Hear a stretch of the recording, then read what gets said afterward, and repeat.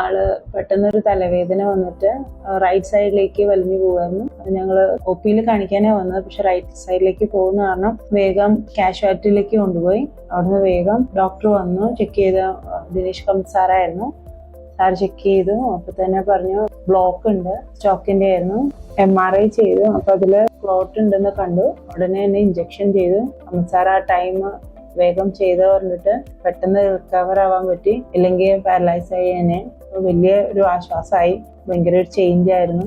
സാറിന്റെ സപ്പോർട്ട് തന്നെയാണ് പറയേണ്ടത്. സച്ചിൻ സാറ് വളരെ സപ്പോർട്ടീവാണ്.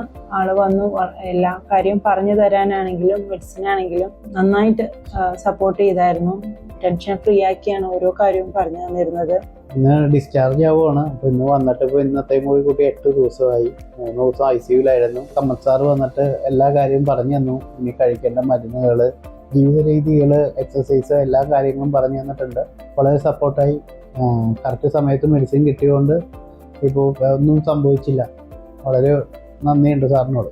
സാറും സാറിന്റെ ക്രൂവും നല്ല സപ്പോർട്ടായിരുന്നു. നഴ്സുമാരെല്ലാം നല്ല സപ്പോർട്ടീവായിരുന്നു. എല്ലാം ആ ടൈമിന് മരുന്നിന്റെ ആണെങ്കിലും എല്ലാ കാര്യത്തിലും